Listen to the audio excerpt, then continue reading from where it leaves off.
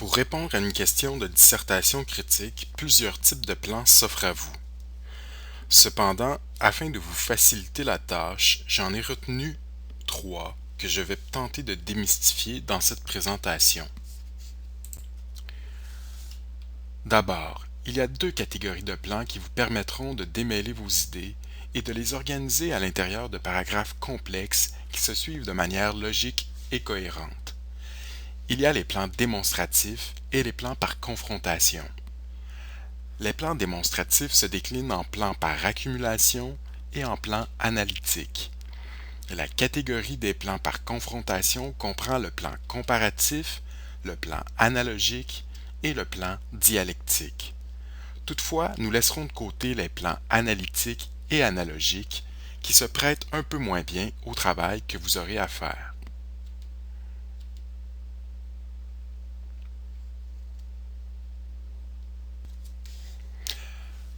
Commençons donc par les plans démonstratifs dont nous avons retenu le plan par accumulation.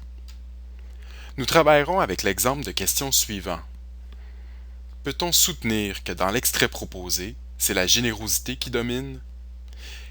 Imaginons que vous avez lu et analysé l'extrait du roman Le Survenant de Germaine Guèvremont auquel renvoie cette question. Vous avez relevé des exemples convergents et divergents dans un tableau en deux colonnes et vous êtes maintenant en mesure de formuler un point de vue général. Les options qui s'offrent à vous pourraient ressembler aux formulations qu'on retrouve dans ce tableau. D'une part, vous pourriez soutenir un point de vue convergent. Par exemple, c'est la générosité qui domine puisqu'une majorité de personnages en font preuve. D'autre part, vous pourriez soutenir un point de vue divergent. La générosité ne domine pas car l'extrait présente, entre autres, plus d'exemples d'avarice. Enfin, vous pourriez choisir de défendre une position mitigée puisque votre tableau contenait des exemples convergents et des exemples divergents en nombre équivalent. Le plan par accumulation vous servira à soutenir un de ces points de vue et un seul. Les deux autres devront être mis de côté.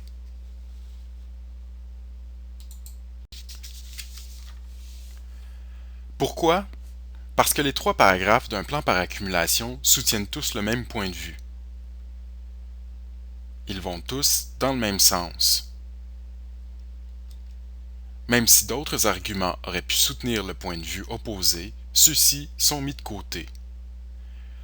Voici à quoi ressemblerait le plan d'un développement soutenant des arguments convergents.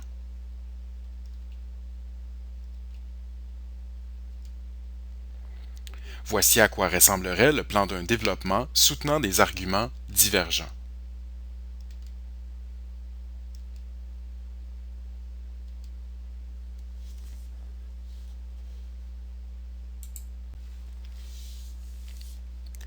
Les plans par confrontation maintenant. Reprenons le tableau présenté plus tôt. Les mêmes trois points de vue sont toujours possibles. Seulement, cette fois-ci, vous avez de la difficulté à en choisir un seul, puisque votre analyse relève presque autant d'exemples pour chacune des positions opposées. Vous n'aurez pas le choix de défendre un point de vue mitigé. C'est à ce moment que le plan par confrontation arrive à votre rescousse. En effet, ils servent justement à confronter au moins deux éléments.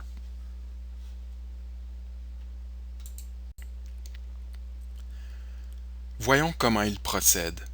Le plan comparatif permet de comparer une même notion dans plus d'une manifestation. Par exemple, vous pourriez analyser le thème de la question, la générosité, à travers les différents personnages de l'extrait à l'étude. Le deuxième paragraphe porterait sur le contraire de la générosité, l'égoïsme ou l'avarice par exemple. Enfin, le troisième paragraphe de votre dissertation servirait à comparer l'importance de chacun des éléments et à démontrer qu'aucun ne domine. Si la question vous invite à analyser deux extraits, comme c'est souvent le cas, vous pourriez choisir de vous attarder sur le premier extrait dans le premier paragraphe, alors que le deuxième paragraphe vous servirait à analyser le deuxième extrait. Enfin, Dans le troisième paragraphe, vous pourriez comparer vos deux analyses afin de confirmer votre point de vue. Mais ce ne sont là que deux exemples de plans comparatifs. Les possibilités sont quasi infinies. L'autre plan par confrontation que nous avons retenu est semblable, mais peut-être plus simple. Le plan dialectique, comme son nom l'indique, appelle au dialogue entre deux positions. Il permet de confronter le point de vue convergent et le point de vue divergent en suivant la structure thèse, antithèse, synthèse, comme l'illustrent les deux graphiques suivants. Thèse, antithèse, synthèse. Thèse, antithèse, synthèse. Attention, la synthèse est la partie délicate du plan dialectique. Il ne suffit pas d'y résumer les arguments de la thèse et de l'antithèse et de mettre en évidence leur opposition. Elle peut servir à dépasser la contradiction apparente en suggérant leur complémentarité ou en lui proposant une solution. C'est ici que la position est enfin énoncée fermement. Mais peu importe la façon dont vous disposerez vos arguments à l'intérieur de votre plan, il y a des pièges que vous devez à tout prix éviter. Soyez vigilant et évitez de contredire votre point de vue dans votre dernier paragraphe comme c'est le cas dans les deux exemples suivants. Ici, l'élève défend d'abord une position convergente dans ses deux premiers paragraphes, mais la contredit sans logique dans son dernier paragraphe. Même chose dans ce deuxième exemple. L'élève défend d'abord une position divergente dans les deux premiers paragraphes et termine sa dissertation par un paragraphe mitigé. Au final, son point de vue est ambigu et il perdra des points parce que sa position ne paraît pas suffisamment claire.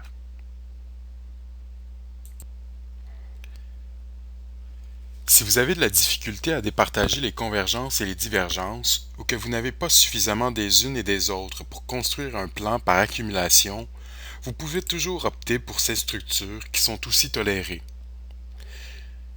Ici, l'élève énonce sa thèse dans le premier paragraphe, puis il la contredit dans son paragraphe d'antithèse, mais au lieu de se servir de son troisième paragraphe pour faire une synthèse, il l'utilise plutôt pour confirmer sa thèse. Dans ce deuxième exemple, l'élève utilise son troisième paragraphe pour confirmer son antithèse. Avez-vous bien compris? Essayez de répondre aux questions suivantes sans retourner en arrière. Donnez la principale différence entre les plans démonstratifs et les plans par confrontation. Dites à quel type de plan associez-vous la triade thèse, antithèse, synthèse. Est-ce qu'un plan qui suivrait cette structure, premier paragraphe divergent, deuxième paragraphe divergent, troisième paragraphe convergent, vous semble acceptable? Expliquez pourquoi.